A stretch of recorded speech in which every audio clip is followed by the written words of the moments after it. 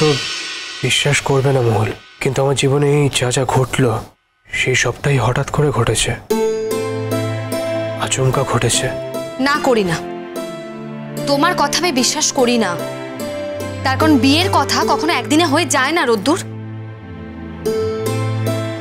বিয়ের কথা একদিনে হয়নি মহল।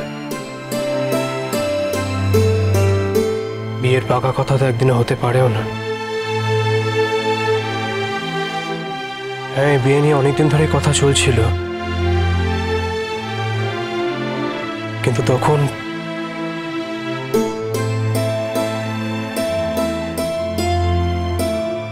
তো আমার জীবনটা অন্যরকম ছিল মহল। তখন আমার জীবনটা একটা সাদা পাতার মতো ছিল, যাতে কোনো নাম নেই, কোনো দাগ নেই, একটা আঁচড়ও নেই পর্যন্ত। আমার বাড়ির লোকজন আমাকে অনেকবার জিজ্ঞেস করেছিল যে আমার জীবনে কেউ আছে কিনা, আমার কাউকে পছন্দ কিনা, কিন্তু তখন তো আমার জীবনে সত্যি কেউ ছিল না। তাই আমিও তাদের জানিয়েছিলাম যে তাদের যাকে পছন্দ আমিও তার সঙ্গে বিয়ে করতে রাজি।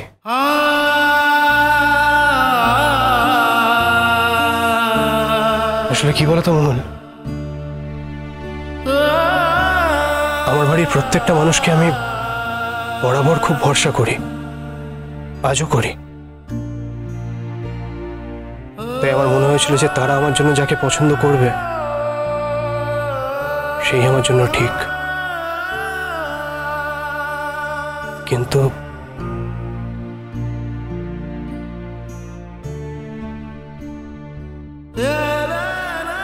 তারপরে কি? তারপর আমার তোমার সঙ্গে দেখা হলো মন।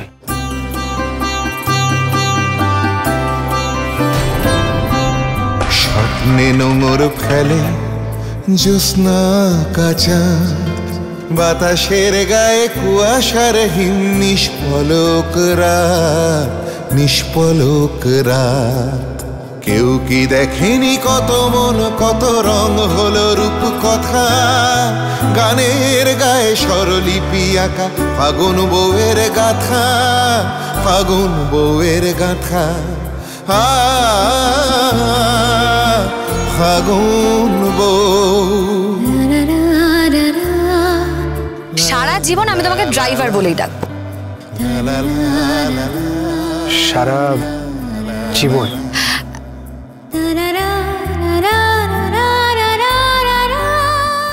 আর তোমাকে দেখার পর থেকে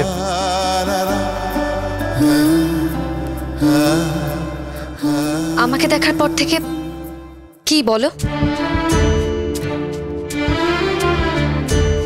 মাথা নিচু করে থেকো না রোদ্দুর, তোমার যা বলার তুমি আমাকে বলো।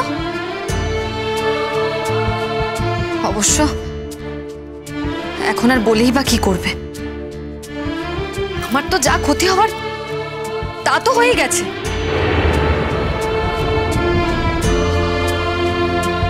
ক্ষতি হয়েছে? হ্যাঁ, ক্ষতি হয়েছে। বিয়েটা করে আমার কোনো লাভ হয়নি। কারুর বিয়ে করে ক্ষতি হয় রোদ্দুর, যেটা আমার হয়েছে। তাছাড়া বিয়ে করার কোনো প্ল্যানিংই ছিল না আমার। ও সরি, এখন বুঝতে পারছি যে তোমার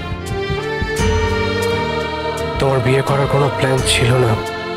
ইনফ্যাক্ট আমার মতো একটা ছেলেকে বিয়ে করা তো তোমার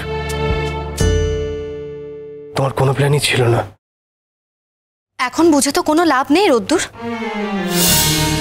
যা হওয়ার হয়ে গেছে। আমি তোমার ক্ষতিপূরণ করার চেষ্টা করব মোহন, আমি সত্যিই চেষ্টা করব। সব ক্ষতির পূরণ হয় বুঝি? না মোহন, সব ক্ষতিপূরণ হয় না। তবু আমি আমার তরফ থেকে চেষ্টা করতে চাই। যাতে একদিন তুমি অন্তত এইটুকু বলতে পারো যে আমি তোমার কোনো ক্ষতি করিনি। এইসব কথা বইয়ের লেখায় পড়তে খুব ভালো লাগে, কিন্তু যার জীবনে এগুলো ঘটে তার শুনতে ভালো লাগে না। যেটা বলতে চাইছিলে বলতে পারো। তোমার সঙ্গে দেখা হওয়ার পরে আমি বুঝতে পারলাম মহুল, যে আমারও একটা পছন্দ আমার জন্য অপেক্ষা করছিল। হ্যাঁ, আমি জানতাম না, কিন্তু সে অপেক্ষা করছিল। আর আমার সে পছন্দ তুমি।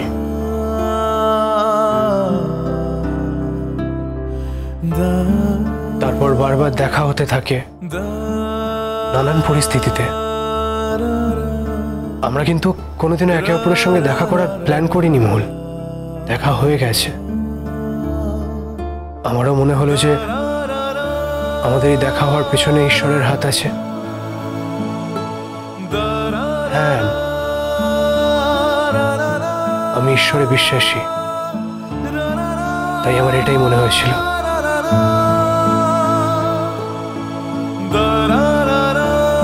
তাই তোমার মনে হলো বলে তুমি ঠিক হয়ে যাওয়া বিয়েটাই না করে দিলে। আমি আবার বলছি মহুল, আমি বিয়েটা ভাঙিনি।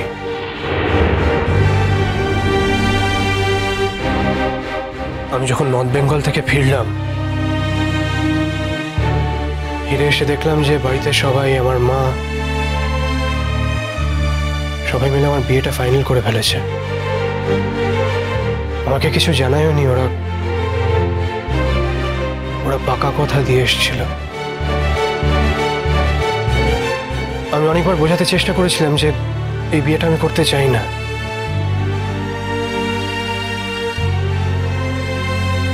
কিন্তু আমার আগের কথা আর আমার পরের কথার মধ্যে কেউই কোনো মিল খুঁজে পাচ্ছিল না, জানো। তাই সবার মনে হলো আমি বোধহয় নার্ভাস হয়ে পড়েছি। আর মনে হওয়াটাই স্বাভাবিক, আমি তো সত্যি একটু নার্ভাস প্রকৃতির। সবাই ভাবলো আমি বোধহয় বিয়ের ব্যাপারটা নিয়ে খুব ভয় পেয়ে গেছি।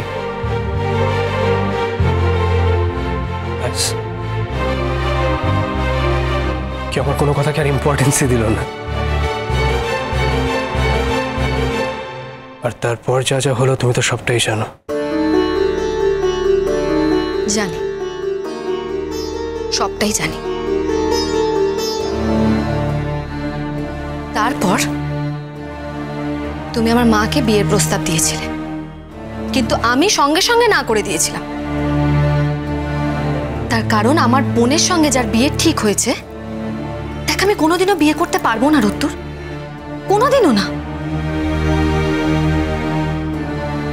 আমার আমার নিজেরও একটা ধর্মবোধ আছে, বিবেচনা বোধ আছে।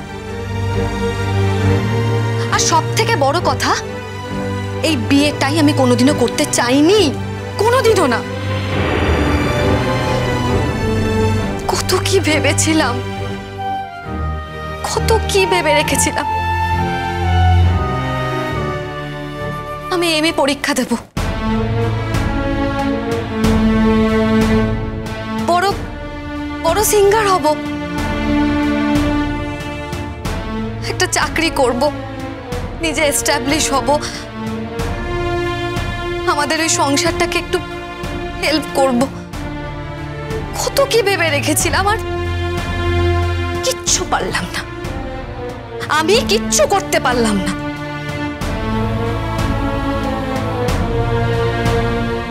বারবার নিজেকে এসকেপিস্ট বলে মনে হয়েছে। মনে হচ্ছে আমি পালিয়ে এলাম, নেমেছিলাম লড়াই করতে মাঠে, কিন্তু কি করলাম? ভয় পেয়ে পালিয়ে এলাম। আমার মা, আমার ভাই, ওদেরকে একা রেখে স্বার্থপরের মতো নিজে বিয়ে করে এই বাড়িতে চলে এলাম। কেন? না নিজে সুখী হব বলে। এটা তোমার কেন মনে হচ্ছে আমি জানি না মহুল। তোমার অন্তর তো জানে তুমি এটা ইচ্ছে করে করোনি।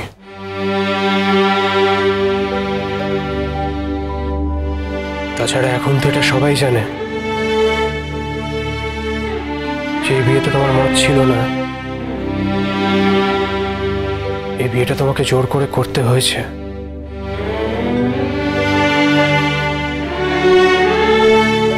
তুমি কি করতে চাও বলো? দেখো মহল, আমার সত্যি খুব খারাপ লাগছে। আমার এটা ভাবতেও খুব খারাপ লাগছে যে তুমি বাধ্য হয়ে এই বিয়েটা করলে। তোমাকে জোর করে ওরা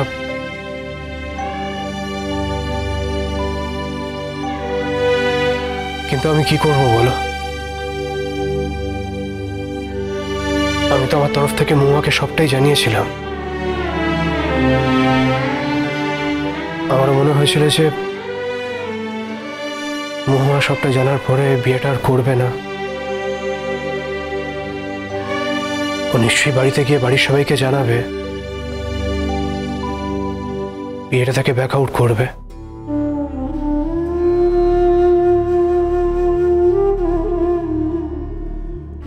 কিন্তু মহুয়া বারবার আমাকে একই কথা বলে গেল।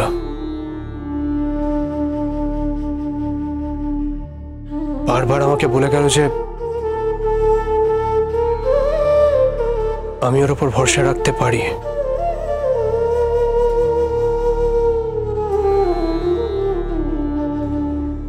আমারও মনে হলো ও বুঝি বলতে চাইছে ও ঠিক মানিয়ে গুছিয়ে নেবে, ও সবটা জানার পরে আমাকে বিয়ে করবে।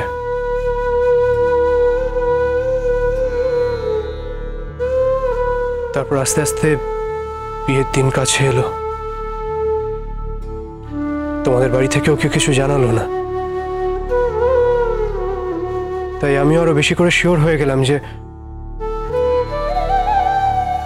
মহুয়া বিয়েটা করছে, যে আমার জীবনে মহুয়ায় আসতে চলেছে। আমার কষ্ট হয়েছিল মহল, আমার খারাপ লেগেছিল, কিন্তু আমি একবারের জন্য ভাবতে পারিনি যে মহুয়া এভাবে বাড়ি ছেড়ে চলে যাবে। আমি তো ধরেই নিয়েছিলাম যে আমার জীবনের একটা স্বপ্ন সারা জীবনের জন্য অসম্পূর্ণ থাকবে, আমার বাকি জীবনটা স্বপ্নহীন হয়ে কেটে যাবে। বিশ্বাস করো মহল, আমি মিথ্যে বলতে পারি না। আমি একবারের জন্য ভাবিনি যেটা আমার জীবনে ঘটেছে ওটা সত্যি ঘটতে পারে। আমি একবারের জন্য ভাবিনি মহল। হ্যাঁ, যেটা ঘটেছে তাতে আমি খুশি, আমি খুবই খুশি, আমি আপ্লুত। আমি ঈশ্বরের কাছে চিরজীবনের জন্য ঋণী। তবে এটা আমার ভাবনায় ছিল না মূল, এটা নিয়ে আমি কোনোদিনও কোনো প্ল্যান করিনি। আমি তোমাকে চেয়েছিলাম মূল,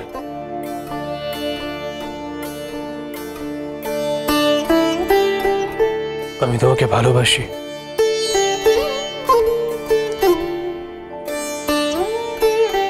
হ্যাঁ, তবে এও ঠিক, আমি যদি এইভাবে জানতাম যে যাকে আমি ভালোবাসি সে আমাকে এতটা অপছন্দ করে, আমি কিন্তু কোনো মতেই এটা হতে দিতাম না।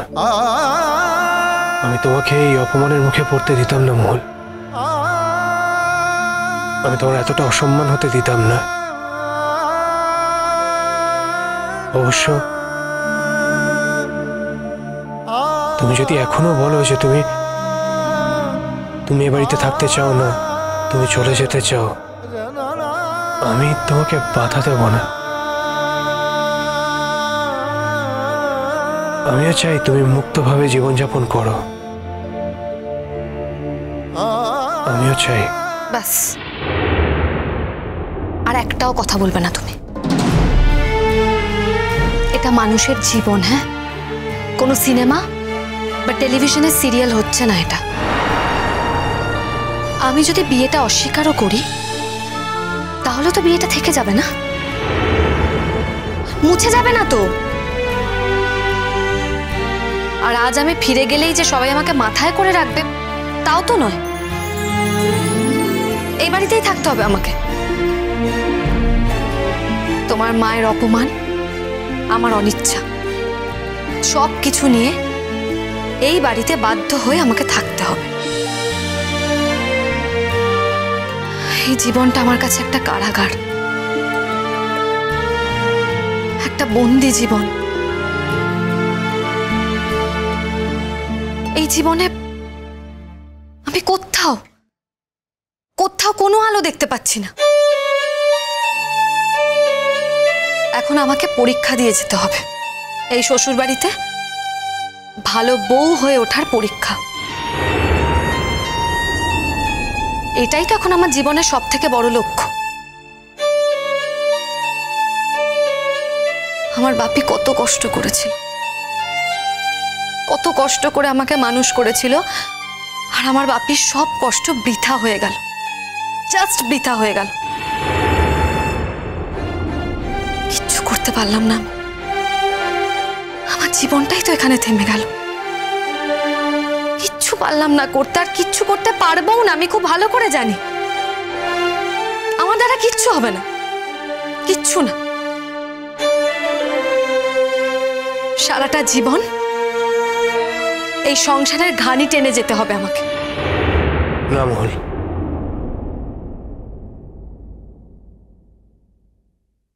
সেটা হবে না, সেটা আমি হতে দেব না। আমি যখন জানতে পেরেই গেছি তোমার কত বড় ক্ষতি আমি করেছি, তখন সে ক্ষতিপূরণ করার দায়িত্ব আমার। আমি চেষ্টা করব মহুল, আপ্রাণ চেষ্টা করব। তোমাকে যখন তোমার ইচ্ছের বিরুদ্ধে এই বাড়িতেই থাকতে হবে, আমাদের সঙ্গেই থাকতে হবে, তখন আমি অন্তত এইটুকু চেষ্টা করব যেন তোমার এই বাড়িতে থাকাটা একটু কম কষ্টের হয়, একটু সহনীয় হয়। চেষ্টা করে এই পৃথিবীতে সবকিছু করা যায় না রত্তুর। এখন আর আমি কি বা করতে পারি বলো? তোমাকে আমি সারা জীবন কাঠগড়ায় দাঁড় করাবো রত্তুর। আমার জীবনটা তোমার জন্য নষ্ট হয়ে গেছে, আমার জীবনটা তোমার জন্য মাঝপথে থেমে গেছে, আর তার জন্য তুমি দায়ী, একমাত্র তুমি দায়ী। তুমি আমার কাছে সব থেকে বড় অপরাধী। সারা জীবন আমি তোমার দিকেই আঙুল তুলবো রত্তুর, সারা জীবন।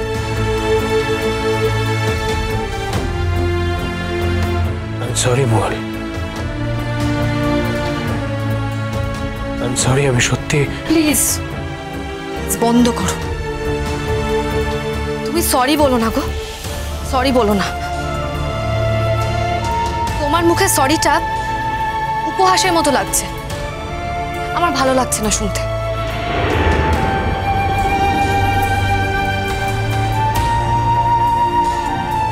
তোমার কি শরীর খারাপ লাগছে মহল?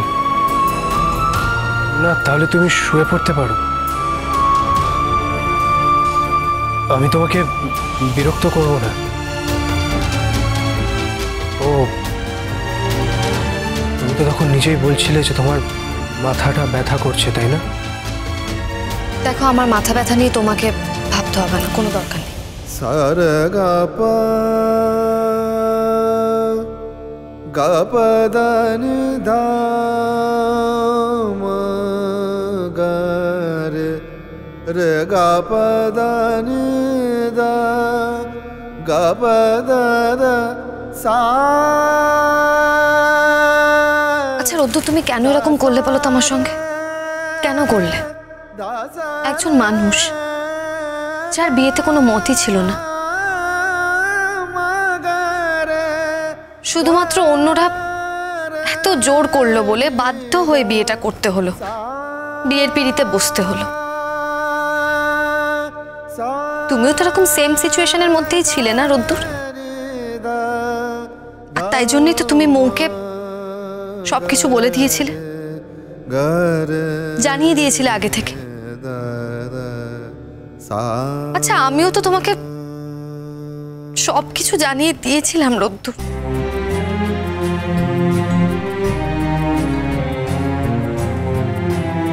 দেখো, এখন যা জোর করে হয়েছে তাতে আমার কোনো মন নেই। আমি বুঝতে পেরেছি মহল, তুমি তো বারবার করে আমাকে এই কথাটা বুঝিয়ে দিয়েছো। ওকে আর নতুন করে সেটা মনে করিয়ে দিতে হবে না।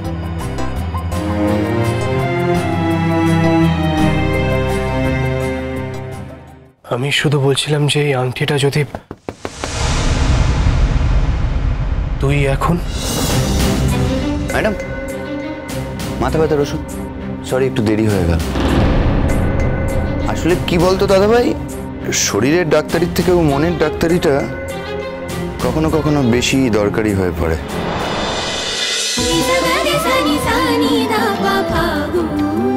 cholo cholo cholo cholo cholo palta